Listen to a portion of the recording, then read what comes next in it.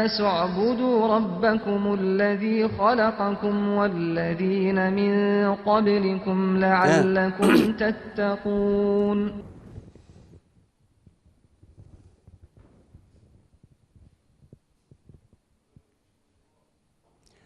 أعوذ بالله من بسم الله الرحمن الرحيم. الحمد لله رب العالمين والعاقبة للمتقين والصلاة والسلام على رسولنا محمد وعلى آله وأصحابه أجمعين. أما بعد. Esselamu Aleyküm Rahmetullahi ve Berekatuhu. Hürmetli qarindoshlarimiz, bu qatimki dersimizga yine hoş kelibsizlar. Bizniki bu qatimki dersimiz to'g'risida ketib boramiz. Samoyatdagi haj ibodatlarining ustidagi ketib boramiz. Hajninki mana farz, vojib, sunnat qatorliq ahkomlarning ustidan uning ustida biroqir to'xtaldik. Hozir hamda bu yilgi dersimiz yani hajga aloqador bo'lmasimi? Yani hajninki asos qilinadigan ibodat shaklida hamda Baytulloh, men asos maqsad shu Baytullohni ziyorat qilish bo'lgandiki, shu Baytullohga aloqador dersin üstüde ketib boramiz. Oldingi dersimizde men shu Baytulloh yani Ka'bani qachon solgan, kim solgan, qancha qitim shundoq selish ishi bo'lgan, mushning ustida ham uningki shaklniki ustida to'xtaldik. Hozir hamda shu Ka'baninki ichidagi yani shu Ka'badagi Hajar Asvad degan mushning ustida to'xtalamiz. Endi bu Hajar Asvad yani qora tosh degan gap bo'ladi. Bu Hajarul Aswadninki yüzini hozirgi Ka'baninki yani rukni sharqiy deb atalgan yeliqi bujakka kim qo'ygan? Qachon qo'ygan? Mushniki ustidan to'xtalamiz. Endi bu Hajar Aswadni mana shu hozirgi o'rin yeliqi bujakninki ustiga shu bujak qo'yishda men İbrahim alayhissalatu vassalam qo'ygan deyildi. Yani çünkü İbrahim aleyhissalatu vesselam Ka'bani mene yasıgan. Yani Adem aleyhissalatu vesselam onun başka şeyiz aleyhissalatu vesselam'dan keyin men İbrahim aleyhissalatu vesselam hazırki muşu yılıqı odunu yani kötürüp men İbrahim aleyhissalam yasıgan deyildi. Bunun da Kur'an-ı Kerim'den ötkenki dersimizde dep ütüldü. Şu vakti özüdemdi. Şu bucak hikaye vakti özüde İbrahim aleyhissalatu vesselam men Hajar Aswadni şuyaga qo'ygan.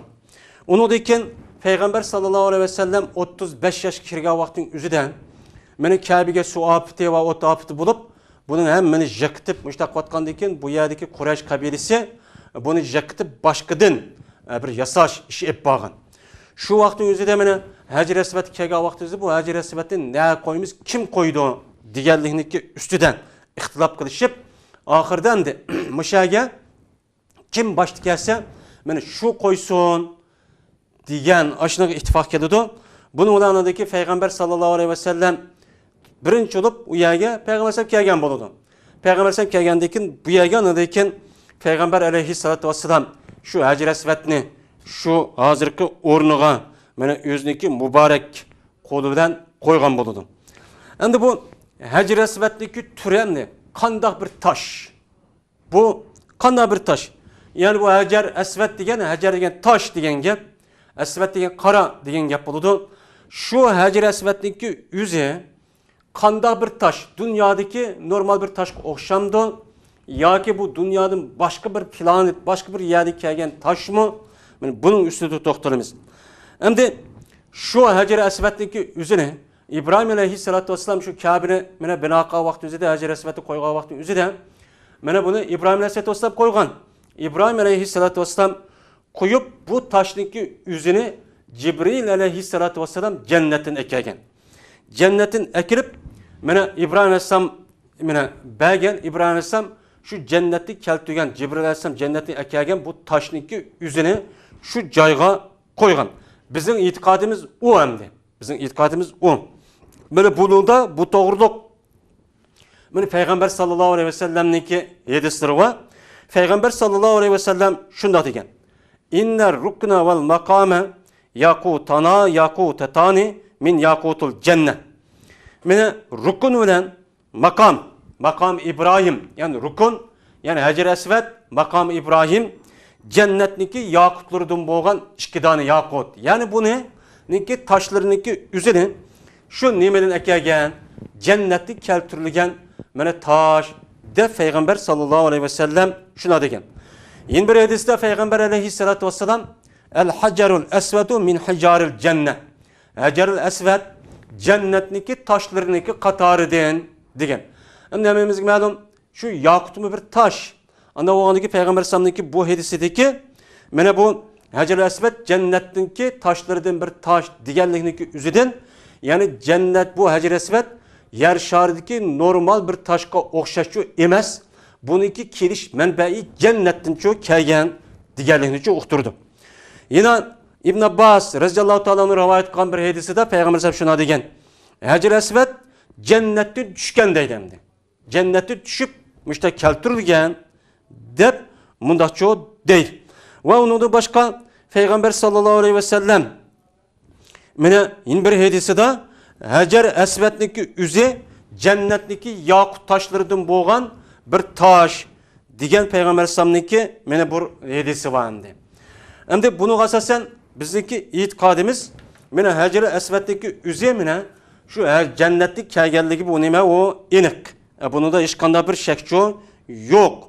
Ana oğandaki mene bu şu yukarı hadis asasen Hacer esvedniki cennetin kelgen bir taş ikenligi bunun da hem de normal dünyadaki taşlara okşaşçı emas ikenligi mene bu muayyen. Hem de bu cennetin ekegen taşniki kaçan ekegen. Yani bunu İbrahim Aleyhisselatü Vesselam şu Mekke'ni, şu Kabe'ni benaka vakti ekegen mi? Ya ki bulmaydı Adem Aleyhisselatü Vesselam şu Kabe'nin yasığa vakti üzerinde şu çad ekegen mi? Bunu da ölümalarımızdaki otursa da ihtilaf var. Bunu asası rivayetme bir kançıkıl. Bazı rivayette men Hacer esvedni Adem Aleyhisselatü Vesselam şu Kabe'nin yasığa vakti üzerinde meni cennetin Cibril aleyhissalatu vesselam muşunda ekegen digen rivayet var. Bunun asasen bu ne oldu? Yine bir yedis asasen Abdullah Emr radıyallahu ta'ala şuna deydi ki Hacer esved meni Abi Kubays digen tak düşüp bu yerde 40 yıl tuğan deydi. Onu diken İbrahim aleyhissalatu vesselam'daki kopurp boğan şu yılıkı Kabe'ninki temi oğan hazırki muşu yılıkı rukn şarkı digen Hacer esved va bu cekke bu yerge koyulgan digen muşu yedis şu bak. Hem de bunu asasen bu yer koyulup hem de İbrahim aleyhissalatu vesselam şu Kabe'ninki üzerine mene şu Hacer esved kelgen vaktinki üzerinde Cibril aleyhissalatu vesselam bu taşninki üzerine cennetten ekegen digen bunda bir rivayet var. Hem de bu İbrahim Adem aleyhissalatu vesselam'ınki zamanında mene muşunda ekeldi digen vaktin üzerinde mene Adem aleyhisselam'ınki zamanında Adem aleyhisselam Cibril aleyhisselam'daki neyimiz falan Cibril aleyhisselam ekegen bu yer koygan.